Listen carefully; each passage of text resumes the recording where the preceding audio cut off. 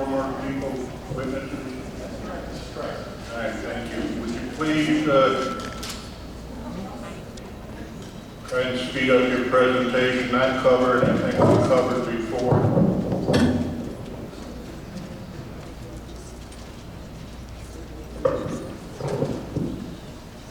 Mr. Gerke, would you introduce yourself? Be glad, Mr. Chairman. My name is Greg Gerke.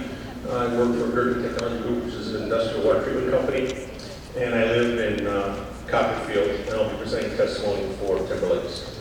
And what I'll be presenting testimony for, hopefully briefly, is regarding the water concerns on not only this site and how it affects the whole area. Janet with Baycott did an excellent job talking about the aquifers, and an excellent job talking about the shallow wells. I would point out a few facts in the area that you may or may not know about.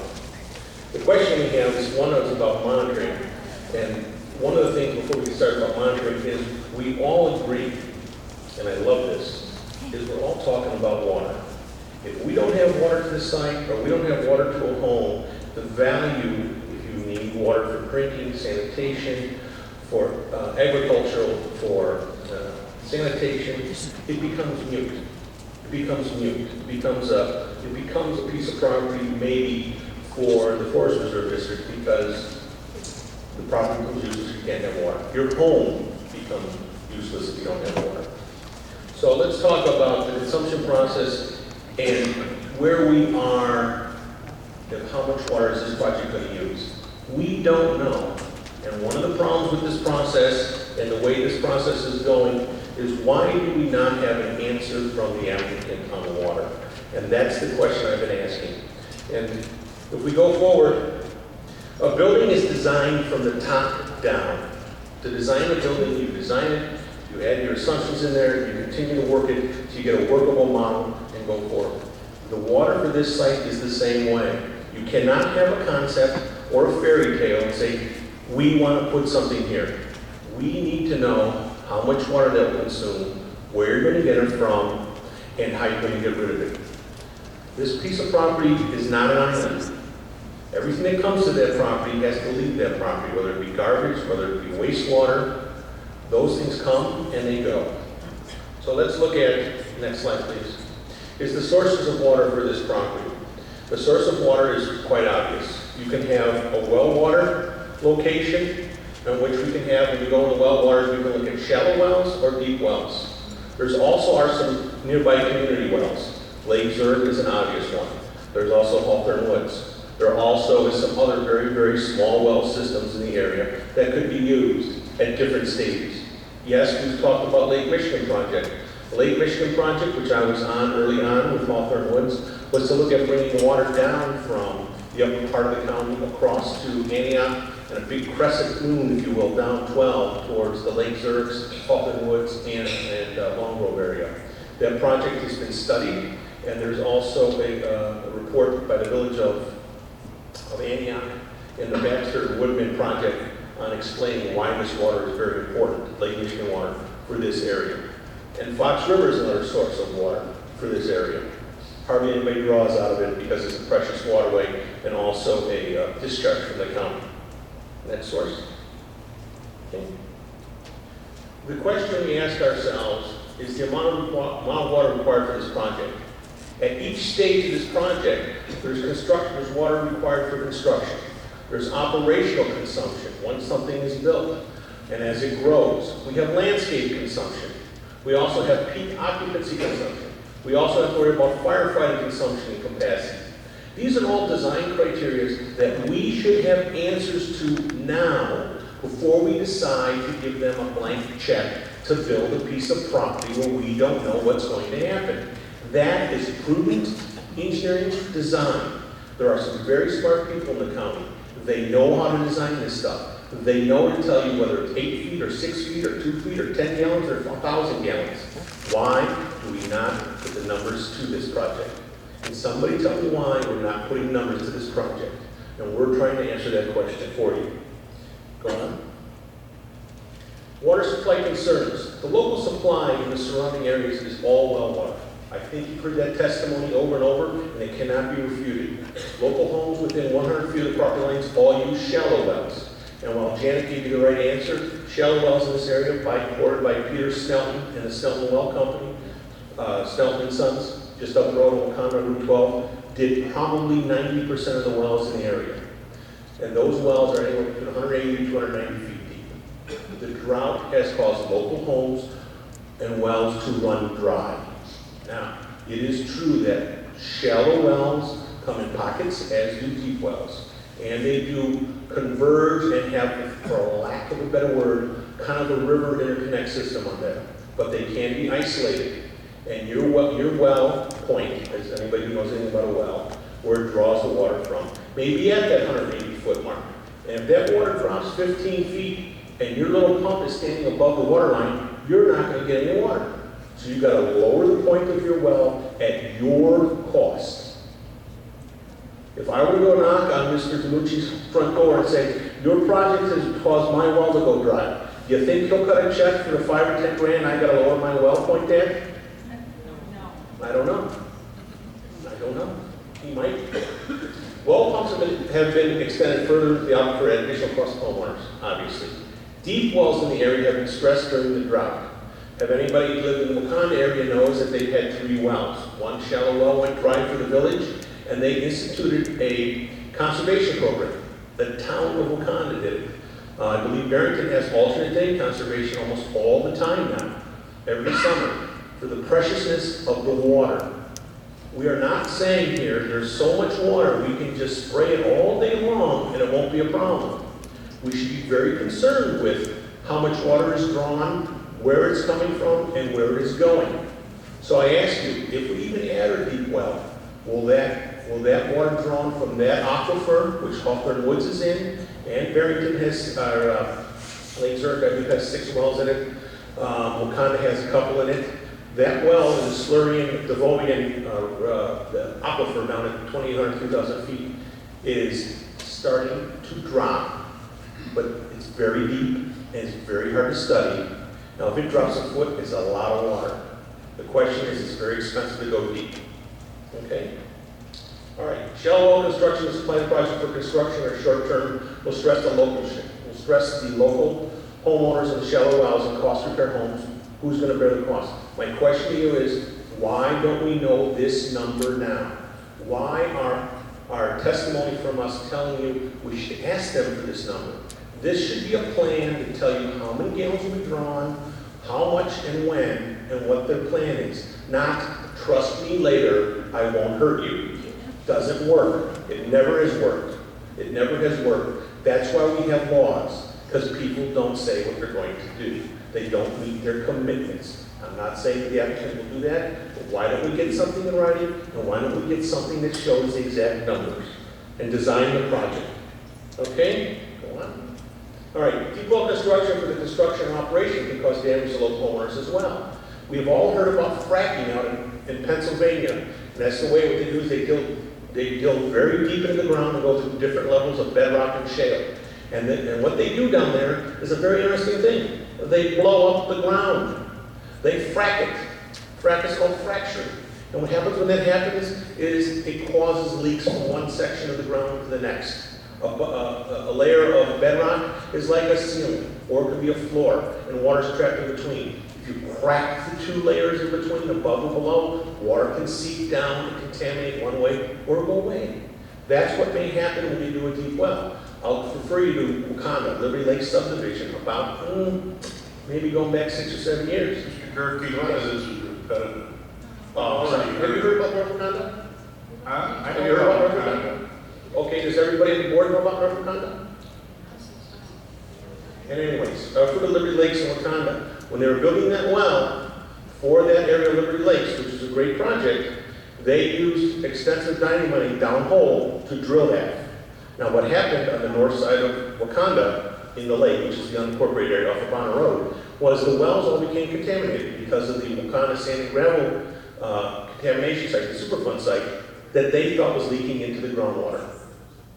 But the fracturing and drilling of that big well may have caused that. They went on bottled water for 2 years in that area. I don't know if a deep well is going to go on this project. Do you? Does the applicant know that yet? Why do we not have those answers now to make a approved decision? Right? The consumption of water. Home water consumption per capita is anywhere between 150 to 250 gallons per day. And that's from the Culligan Handbook of Water Design for Water Softening. Commercial water consumption per capita is anywhere from 300 to 450 gallons per day per person. Why is that all so high? Depending on the air conditioning systems, depending on how many restrooms you have, et cetera, et cetera, et cetera. But that is their value given in design criteria. Now let's just do a little estimation. At the applicant's 800,000 square foot mall, the short numbers are 115,000 people a day. That is potentially, if you do the math, that's close to 6 million gallons of water per day, approximately. I'm not saying it's going to be 6 million gallons, but why is that number not being given by the applicant to you to make that decision? We asked that.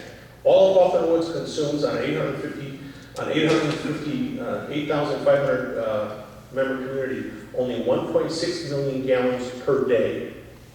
So the question is, you're going to bring in something that fits the surrounding area, but will consume almost 6 times or 5 times the amount of water that the entire community does over an area of 70 square miles or whatever that number is to present that type of number.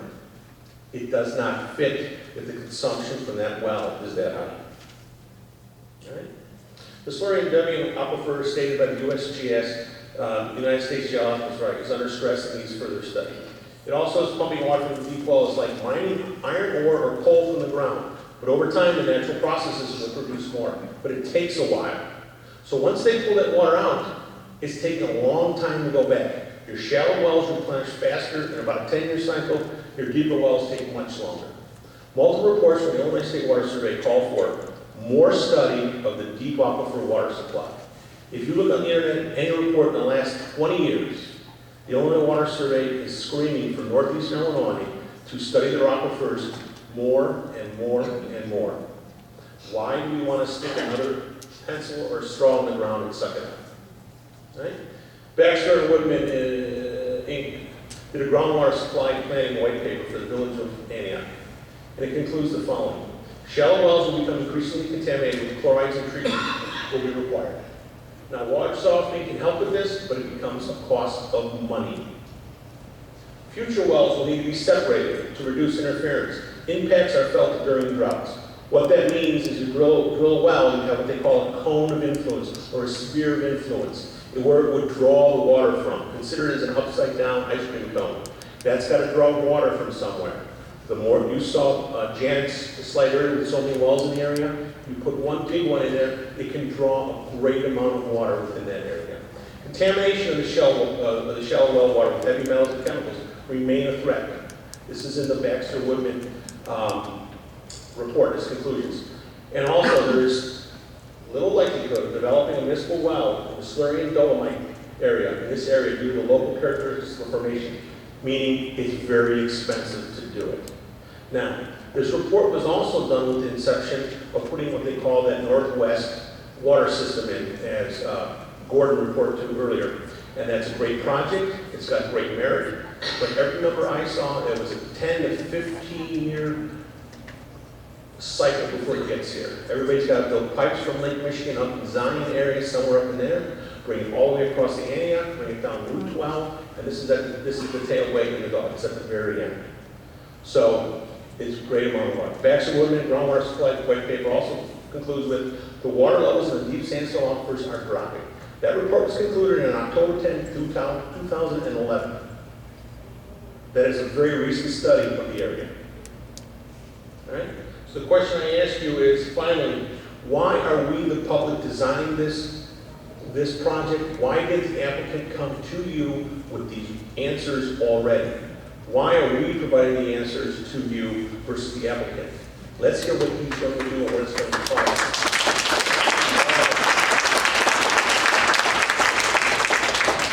And finally, to end, the EPA in the Clean Water Act of the mid-70s required all municipalities to monitor and report the water quality. And until the year 2005, less than 85% of the people, nobody reported it. Approximately 10% of the country reported any numbers. Lake Zurich was one of them. And Lake Zurich was contaminated with radium. And Lake Zurich also had a well that drilled through at Miller and Rand. They had a well there that ran through a dump site. It went down 2,500 feet. All right, That can we was wrap up, please? Any questions? I'm done. Thank you. Any questions? No, Was there any board want to ask? not right now. Thank you. Have your next witness, Yes, that's me. is that you? Yes, that's me. Quick.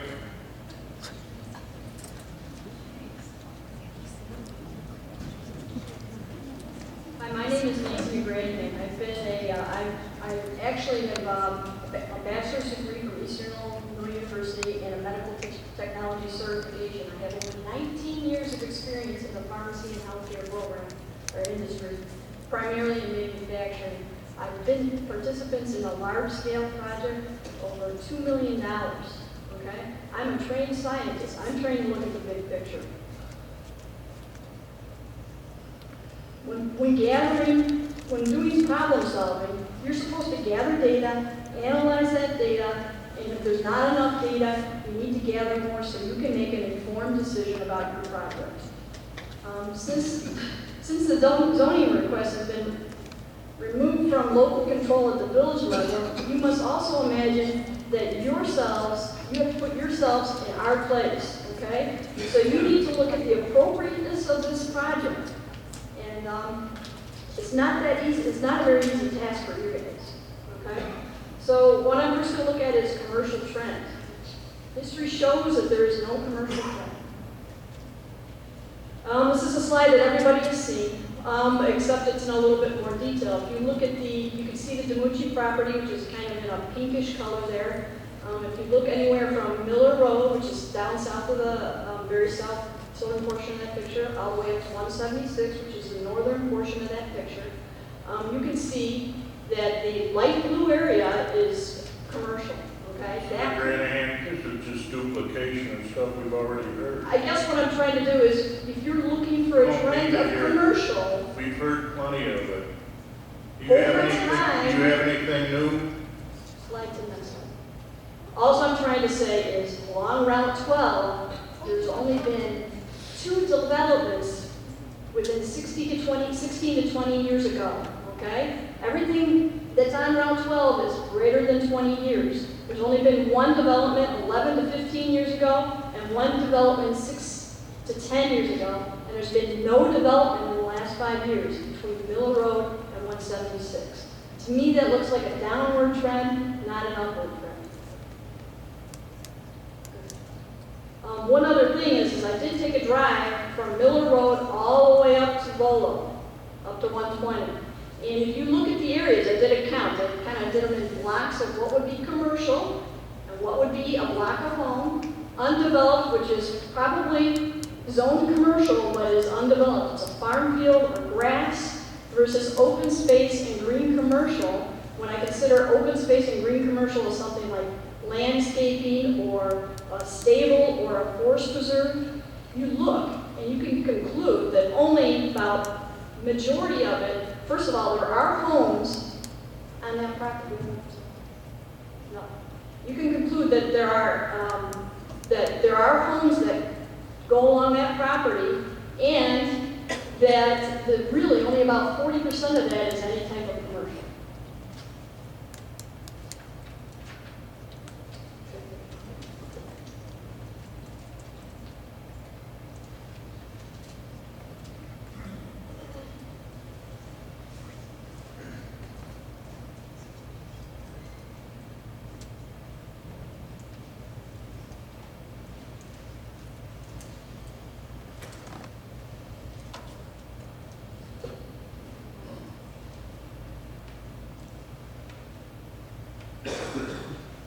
Okay. Why should a traffic study be done before zoning? Well, I did some research on the internet, and actually I had a conversation with Dr. Mary Edwards she's an associate professor of urban and regional planning, a PhD at University of Wisconsin-Madison from 1987. I I have an article that I will supply to you regarding this matter. She took the position that, and I'll talk at some key points that she made in this article. She is a strong advocate that a traffic study must be done before any kind of zoning, okay? And these are the reasons why. It assists us in our decision making. We need to ensure that it's safe and a reasonable traffic. You have to understand that Timber Lake is an ancillary road or a neighborhood down there. We do not have any lighting, we do not have any sidewalks, we do not hardly have any police patrol. We are under Lake County, we are unincorporated, we have maybe a cop come through the neighborhood once a day. That's all we ever get. None of this has been done. We don't know what kind of infrastructure is going to be needed to be put in place because there is no traffic study.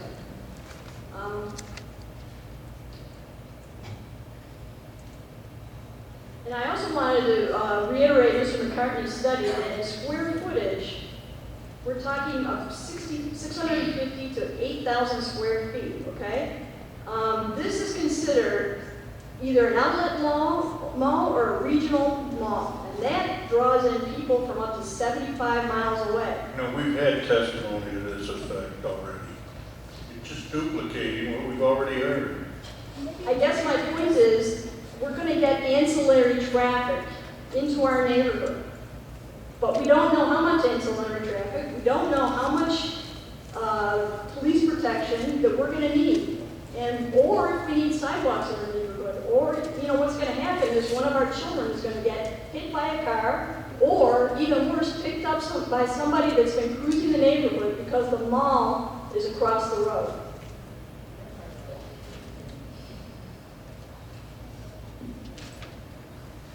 Okay, my last slide is on watershed.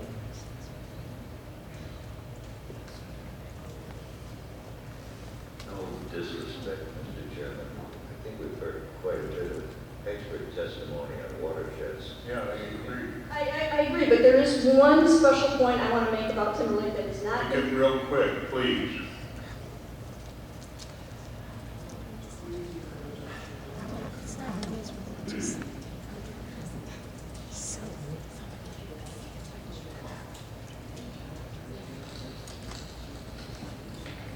Stop having lights.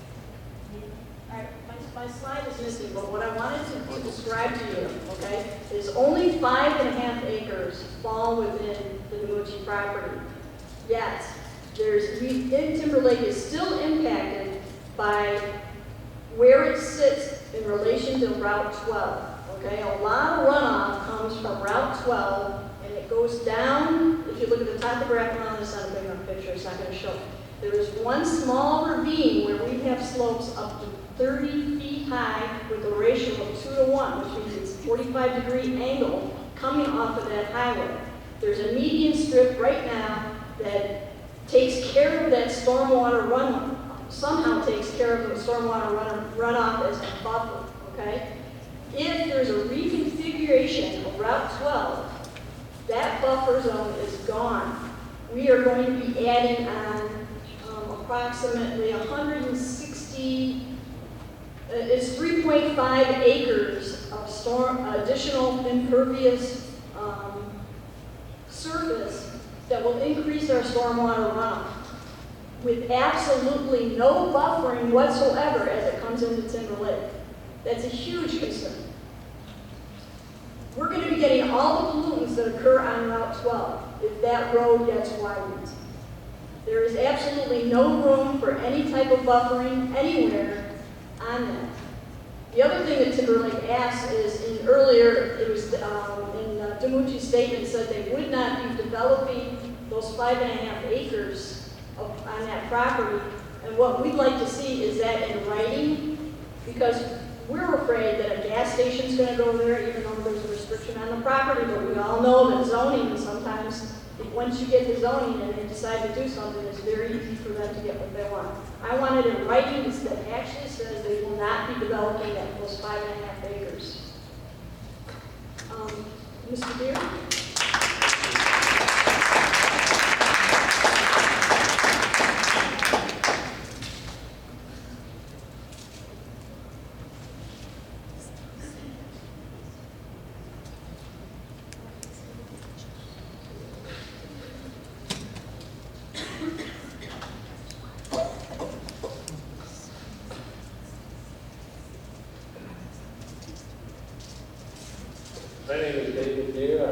Timberlake Estates.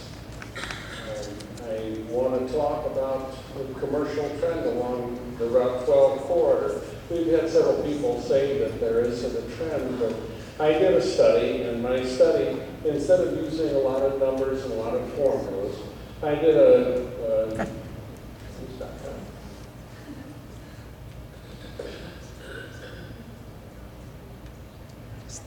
It's perfect.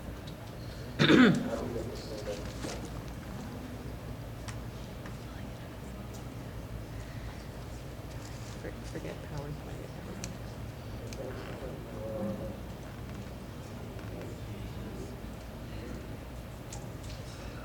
Okay, signs of commercial trend is what I was looking for, and I did see signs of a commercial trend.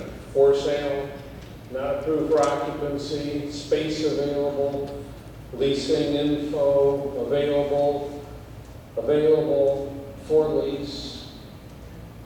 We've seen many signs of a commercial trend along Route 12. This one is, to me, one of the most painful: store closing. Some trends are not positive. There's a name for this type of commercial trend. It's called blight.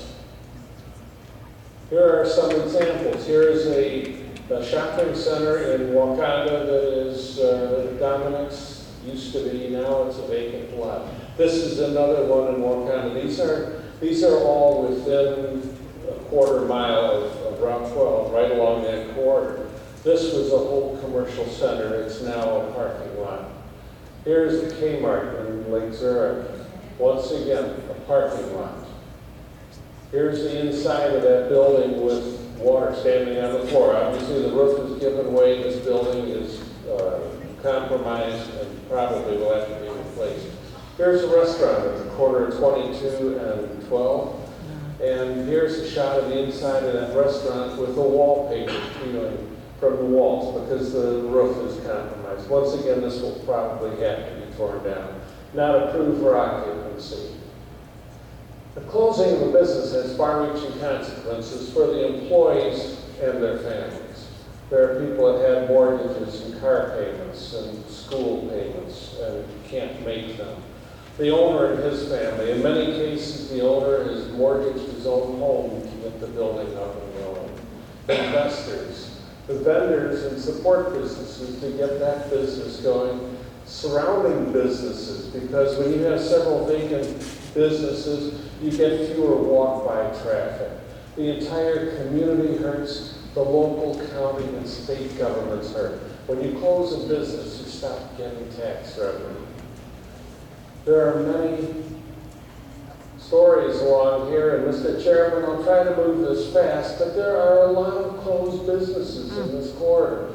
There are some estimates that there's 1.3 million square feet of vacant commercial property in this Route 12 corridor, and we are considering adding to that. If these places cannot find stores, cannot find merchants to come into them, how are we going to do this, adding another 650,000 square feet of vacant space?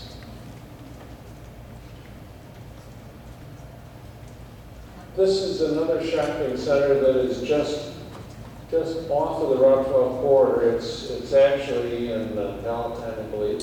And we were told at the start of this process that we would have the very highest quality signage. And as you can see, we've got some high quality signage here. We have this kind of appearance to the shopping center in general. And here's the way the pavement looks in the parking lot of that shopping center. Behind the shopping center, there's a pile of dirt sitting next to this truck with the flat tire. Now, there's a reason I'm showing this particular piece of property, and that is that it was discussed in the Daily Herald. Dirt covers a manhole through which a 76-year-old woman fell Monday in Palatine. Many of you have heard this. She fell 12 feet through the hole. Miraculously, she was able to find her phone, which had survived. She was able to call for help, and the rescue crews were able to find her. Dimucci COS, the development group, this is a direct quote from the paper, owns the property at the southeast Mr. corner Chairman, of the Hicks Mr. Road. Chairman, That had been notified of the. we have no ownership interest in this Right. property at all. This is not our property. Until it is not, it Mr. Gear, is not your property. No, sir, it's not. There's an error in the newspaper article. No, it's not our property, so I don't know. Someone else in the back. The newspaper article is an error. well, I didn't say the newspaper article was an error. I said that it's, you don't myself have to and get anyone personal else on has this no anyway. interest in that property. Anyway, Not right. oh, What does smoke on? my goodness. Okay. So I'll apologize for that. There was a philosopher 2,500 years ago who said, do no harm. The amount of harm that will be done by this shopping center, you will be taking an area that is already economically depressed and pushing us right into a blended community. Please consider this. Thank you. Thank you.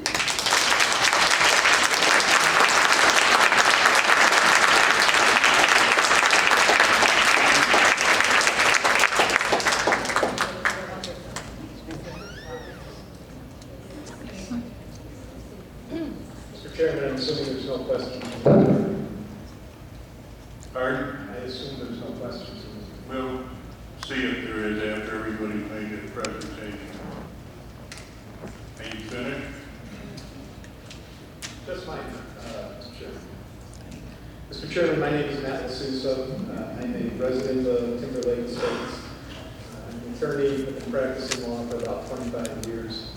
I've been in the Barrington community all of my life, over 50 years. First of all, I would like to thank the chairman and the board for all of your time and attention. This has been a difficult process. You do not have an easy task ahead of you. You are called upon to balance competing interests. Competing interests, of course, are that of the property owner and that of the community. And the community has, of course, come out and voiced its opposition to this. I think the evidence is fairly clear why, as far as how this particular parcel works. The temptation to compromise is overwhelming, and this board is faced with that temptation. And we've already seen through the letter of intent and the proposed new intergovernmental agreement this temptation to compromise. However, this board and communities that are represented here have to resist that temptation. Sometimes we have to stick by our principles. And I'd like to talk about those principles in general through what is a document that is going to guide your deliberations in this matter, and that's the regional framework plan. And I'd like to go through some of those points because a lot of these issues have already been raised, and I don't want to belabor the points. I'm going to concentrate them on transportation, land use, community character, and intergovernmental cooperation. Let's talk very briefly about the regional framework plan. The regional framework plan was effective November 9, 2004. It was revised again May 10, 2005, revised again February 13, 2007, which provides the framework, goals, policies of regional development of land based on data, studies, technical and expert advice, and community input, including environmental resources, open space and farmland, transportation, land use, community character, intergovernmental coordination and implementation. The biggest concern that I have here, and I think that should concern this board, is the lack of data, studies, technical and expert advice. We have a plan that has been proposed to you at originally 800,000 square feet. After 3 weeks of closed-door sessions between North Barrington, Hawthorne Woods, and Lake County staff, they magically came up with a new number, 650,000 square feet. How did they arrive at that number? Mr. Braithwaite was asked that question earlier tonight. He said I wasn't present, I don't know. We had our experts gave us some information. What data, studies, technical details they rely upon to reach that $650,000 square foot figure? Nobody knows. We can all speculate. I think it would be a fair assumption, a fair statement to say that it was driven by fear the communities have of what the county may do in improving this particular project. In conjunction with the Lake County Regional Framework Plan, Lake County also developed and adopted a future land use map. That map was adopted on November 9, 2004, revised February 13, 2007, revised again July 8, 2008, revised again most recently on November 16, 2010. And that map, in each of its versions, consistently designates the proposed development property as residential 1 to 3 acre lot size. Now, we just saw from Mrs. DeGranahan and Mr. Beer trend of development. No new developments in this area.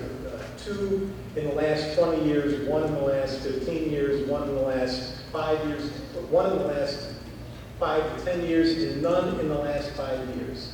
That's the trend of development. The trend of development, we saw the graphic up there. This is the hole in the donut. Mike Smith, now here's an interesting gentleman. Mike Smith came before this board and testified, offered you information. He's a member of CMAP, a number of other public organizations. He comes before you and tells you, I am pro-development. And yet I look at this particular project and say, this doesn't work here. This is a huge project plopped down in the middle of a very small community. We'll get to that when we get to the character of the community. The Regional Framework Plan. The purpose. The Lake County Regional Framework Plan serves as a visionary advisory guideline for land use. The plan supports 9 mission statements, which are presented below. I know, again, I will limit myself on these. I know we're short on time here. The vision statements are a concise expression of what Lake County as a government and a geographic region is striving to achieve by the year 2020. That's only 8 years out, folks. And in those guidelines, it is asking for a superior open space network that preserves natural resources, cultural resources, and farmland to promote and enhance functioning ecosystems, agricultural activities, and the quality of life of all residents. It looks for a revitalized commercial area to provide for stable communities to reduce development pressure on open space locations. Revitalized commercial areas. 1 million square feet in the area, we're going to add 650 to 800,000 square feet. Are we kidding ourselves? Where are we going to get the money for the infrastructure? How is this going to take place? These are questions that when you deliberate on this, when you finally close public comment in this case, you need as a board to be asking yourselves these questions.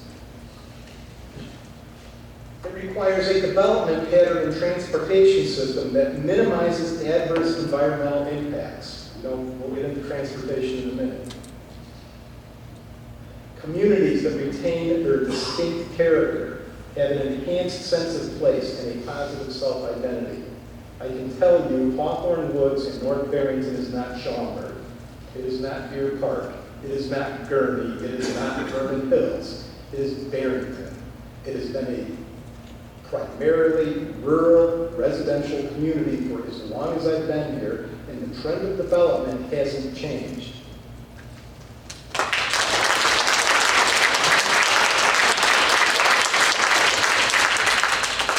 Last but not least, develop a cooperation between county, municipal, township, and other governmental agencies to promote the interests of all Lake County residents.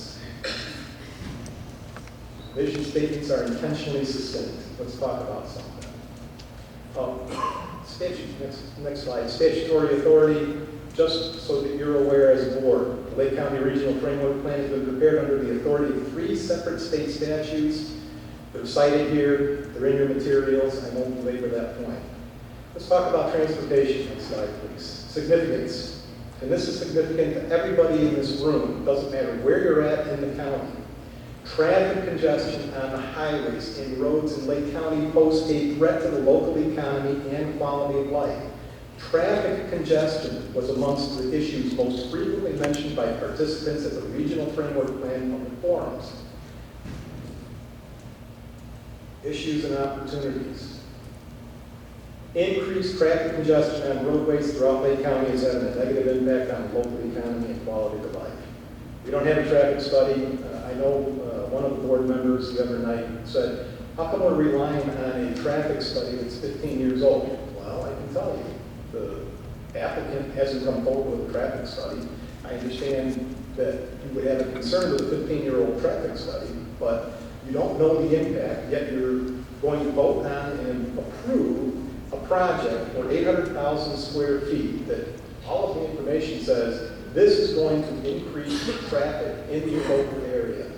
We have no idea what it's going to cost as far as roadway improvements. We have no idea where it's going to come All from. right, we've had plenty of testimony on traffic.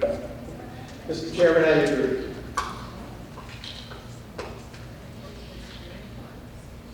Land use and transportation. To the greatest extent possible, the future land use map will be developed to present transportation or efficient land use patterns. And I'll stop there. Funding, transportation funding. Funding is critical for improving local transportation networks and options. This is right out of the regional framework plan. Currently available revenues do not allow Lake County Division of Transportation to keep pace with the demand for roadway expansions and improvements. To the extent that we're not talking about local roads, like Henry Road, we're talking about Route 12. The funding for that has to come from the state of Illinois. We know the finances of the state of Illinois currently.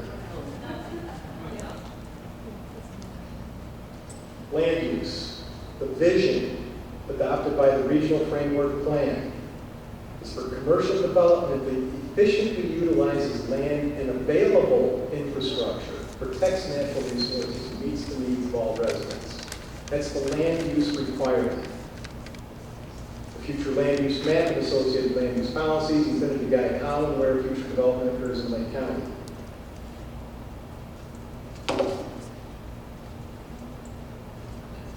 As I've already explained, the future land use map, which has been discussed here extensively, amended time and time again over the last several years, designates this property as a state. This is near and dear to my heart, and I will spend significant time here, Mr. Chairman, I apologize. Community character. The vision. In the year 2020, Lake County will have communities that retain their distinct character. The significance. Lake County has communities and neighborhoods that range from urban to suburban to rural in character. Community character, in this sense, is not just the visual appreciation of the community's physical appearance or aesthetics. It conveys a conception of lifestyle and quality of life. When you deliberate, when you discuss this proposal, I hope that you do not rationalize this away and say that this is not an important aspect. It is. As used in this chapter, the term community does not only mean an incorporated city or village. A community can be a village or group of villages. It can also be a neighborhood or a group of neighborhoods, such as Timberlake. It includes communities that are both incorporated and unincorporated. There are many unincorporated areas that are not represented by North Barrington and Hawthorne Woods that are impacted by this particular development. I urge you to consider them.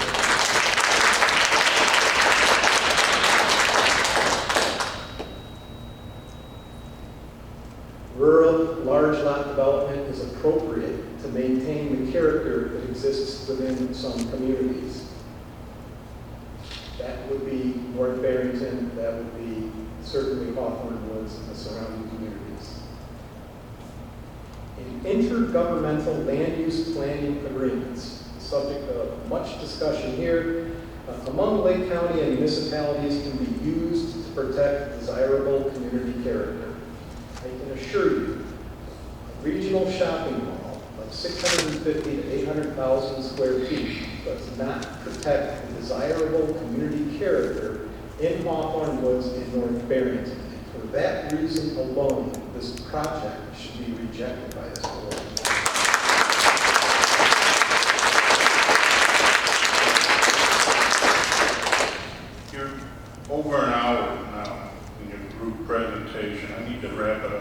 I appreciate that, Mr. Chairman. I am doing as much as I can to get through this as quickly as A possible. lot of what you're saying is repetitive.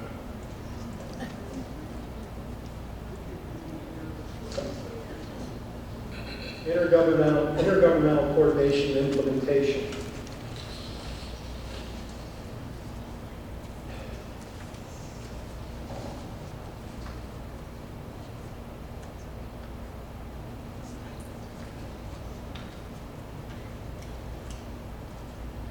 This is significant. This is in the regional framework plan that states, in order for the intergovernmental planning process to be effective, planning should begin before the appearance of a controversial development proposal. And they refer to various intergovernmental agreements, including the one between North Barrington and Hawthorne Woods. I would suggest that the applicant had gone to the county as early as January of 2010. The municipalities, Hawthorne Woods and North Barrington, were not notified for nearly 2 years, not until January of 2012. They met for a period of 4 weeks without the presence of the public, without the presence of interested community groups such as Acre, Timberlake Estates, or any other entity or group. And they came to a hurried, pressured decision. And I urge this board to reject that hurried presence, that hurried intergovernmental group.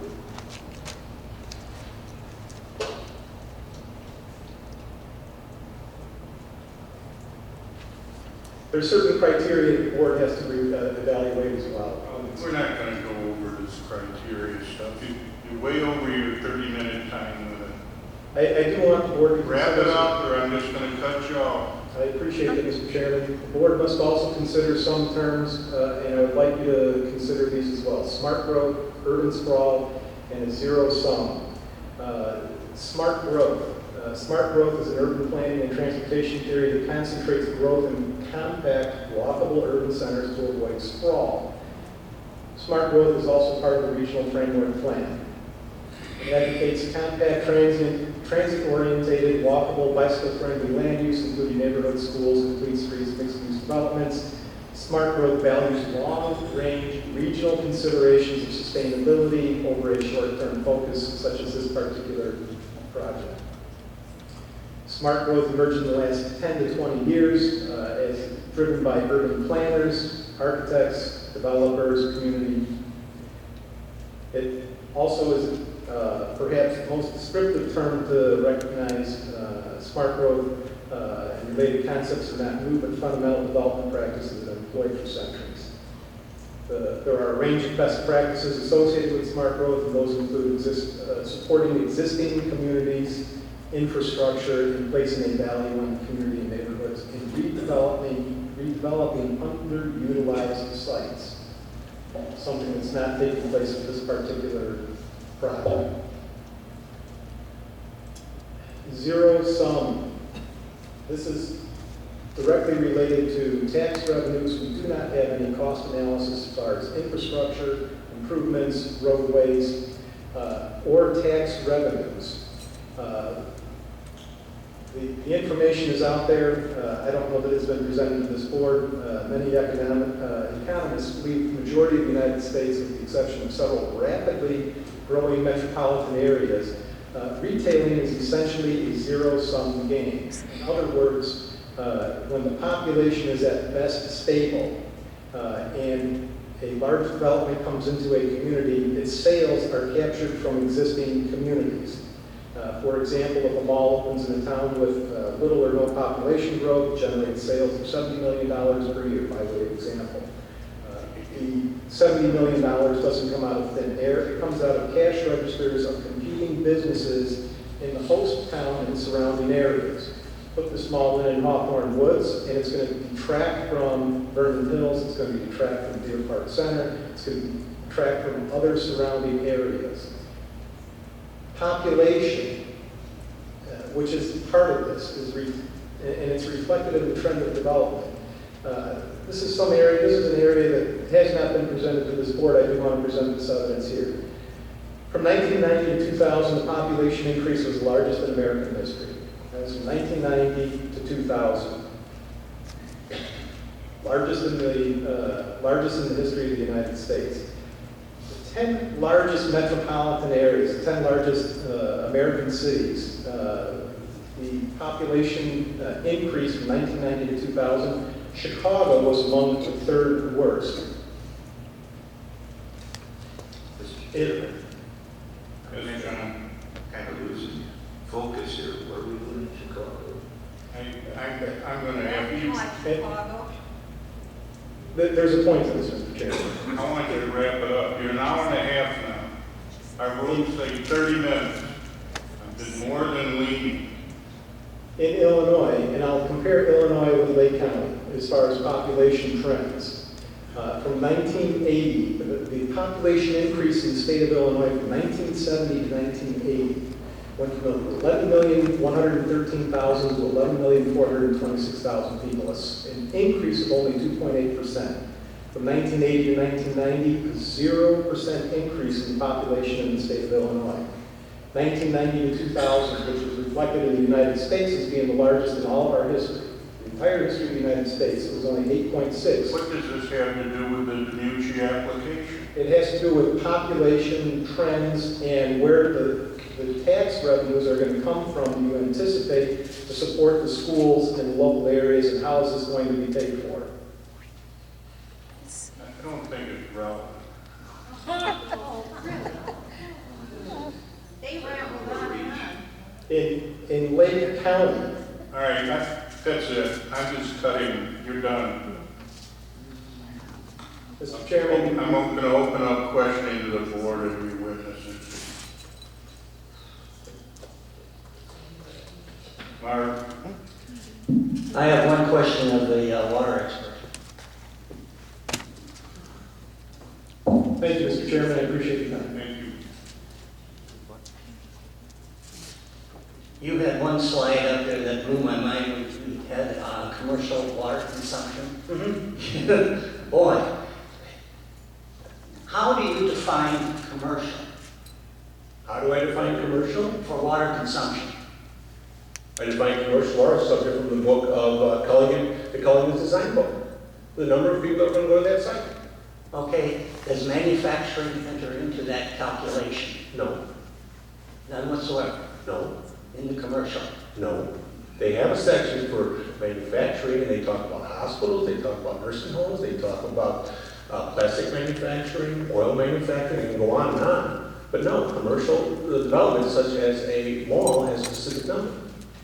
And what was that figure again? I failed to write it down because it blew my mind. The number for commercial development is between, I believe, off the top of my head, somewhere around 350 to 400 gallons per day water consumption. Thank you. Al? Per capita. And that's per capita, people coming to the site. Now, I will tell you this, part of that number also includes how it's going to be heated and cooled, how it's going to be landscaped. Those are all good questions that I wish the applicant would give us the answer to, so you can make some good decisions. That's the point of the number.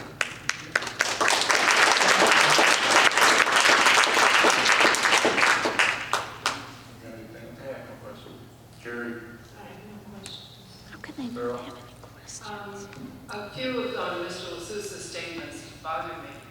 I'd like to address my question to either the mayor of North Barrington or the mayor of Concord Woods. They refuse to know to speak. Yes? This is a cross-examination of Timberlake Civic Organization, not the mayor of Parkland. Not even with, if it's referencing to what Mr. LaSousa said. You want to answer a question? Go ahead. The statement that bothered me from Mr. LaSousa was that he intimated that you signed the agreement with the county out of fear. Number one, I'd like to know if there's truth to that. And number two, was your decision to sign this intergovernmental agreement, was it hurried and was it pressured? I'd like the answer to that too.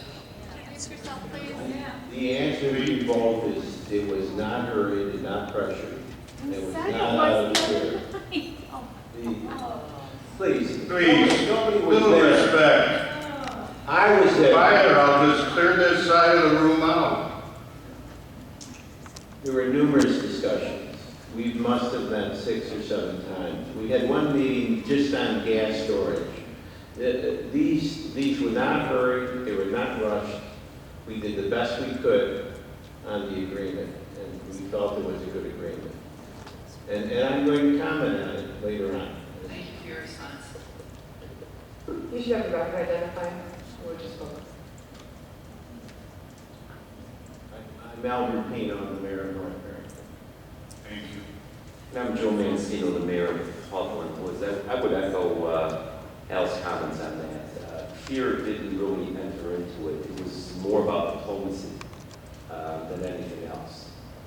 Rushing, certainly we'd like to take more time to do things, but there was no rush there. And it was about diplomacy, not fear. Thank you for your response. Thank you. Got anything else, Carol? I would like to address, did somebody have a question regarding watershed earlier? Not that I heard. Remember you were going to ask Steve about, I don't remember if you had a question regarding. No. You were going to answer, you didn't answer? I was going to answer during that question. Correct. And then I got rushed and I had to get the slide. We talked a lot about watershed. We're not going to Sir, talk we anymore. have not talked about Timber Lake watershed. We're not talking She has a anymore question. about watershed. Okay, because this is important. I mean, if you have a question. We've talked plenty about watershed. Dennis, you got a question? Real quick. John? No questions. Do you have any questions of this organization? No questions, sir. Thank you. The public, have any questions for Timber Lake Civic Organization? None? Have a motion to close questioning of the Timber Lake Civic Organization? So moved. Is there a second? Second. All in favor? We close the questioning of Timber Lake.